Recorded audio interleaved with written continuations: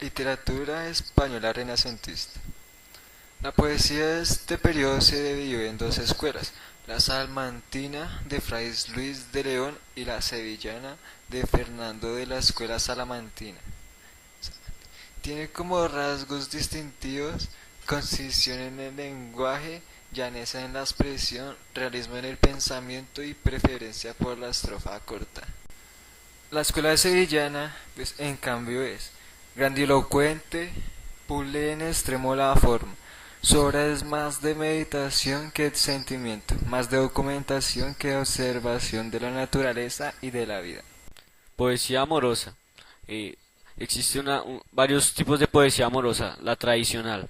Esta perpetúa los temas y formas procedentes de la tradición medieval. Recoge tanto la lírica tradicional como las de la poesía del cancionero del siglo XV, en su vertiente amorosa y didáctica moral, ligada al uso de metros italianizante. Más innovadora, introduce en España modelos poéticos de inspiración petrarquista y vigentes en la Italia del Renacimiento. Refleja el desarrollo de las innovaciones de Juan Boscán y Garcilaso, según el patrón de la lírica culta italiana de su tiempo. Literatura religiosa. En el Renacimiento se desarrollan y manifiestan ampliamente estos sentimientos, fuertemente impulsados por la Contrarreforma, lucha contra la Reforma protestante en la que se empeñaron la Iglesia y la corona española. Existen dos tipos de literatura religiosa: la ascética, trata de perfeccionar a las personas incitándolas al cumplimiento estricto de las obligaciones cristianas e instruyéndolas en ello. Escritores importantes son Fray Luis de León, San Juan de Ávila y Fray Juan de los Ángeles. La mística trata de expresar los prodigios que algunos privilegiados experimentan en su propia alma al entrar en habla con Dios. La forma de expresión más cultivada es el verso. El mayor representante es San Juan de la Cruz, mientras que Santa Teresa de Jesús es la más importante prosista. La novela pastoril es de origen italiano como la sentimental. Al medir el año de 1558 apareció el primer texto español perteneciente a este género, La Diana, escrita por Jorge de Montemayor. El éxito de este tipo de narrativa hizo que grandes autores de finales del siglo XVI y principios del siglo XVII, como López de Vega, la Arcadia. Tenemos a Lazarillo de Tormes como un ejemplo de novela picaresca que posee las siguientes características. Es un relato autobiográfico dirigido a una tercera persona. La narración sigue un orden cronológico. La ironía y el diálogo son dos de los recursos más empleados. Y el protagonista es un pícaro. Teatro.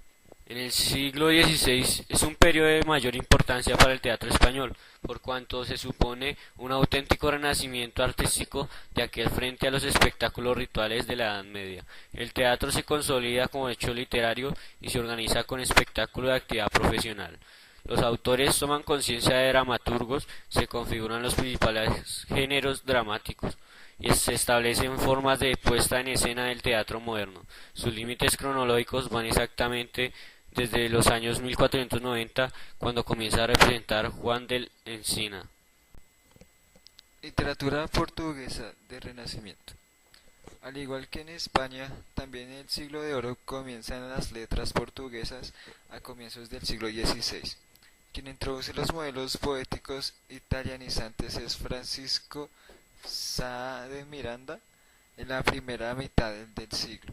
Sá de Miranda fue admirador y amigo de Garcilaso de la Vega, y en una de sus egloglas es pastor nemoroso llora la muerte del poeta toledano.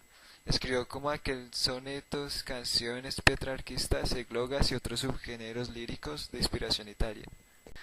Poesía. La revolución de la literatura italiana en el siglo XIII ayudó a establecer el escenario del Renacimiento. Antes del Renacimiento, el lenguaje literario en Italia no era el idioma italiano. Fue a partir del siglo XIII que los autores italianos comenzaron a escribir en su lengua nativa en lugar del latín, francés o provenzal. Alrededor de 1250 se produjo un cambio importante en la poesía italiana cuando el Dolce Stil Novo enfatizó el amor platónico en lugar del amor cortesano, con escritores como Gittone de Arezzo y Guido Guinizelli, especialmente en poesía. Los principales cambios tuvieron lugar en Italia décadas antes que se iniciara realmente el Renacimiento. La atención principal estuvo puesta en el estudio y traducción de las obras clásicas del latín y el griego.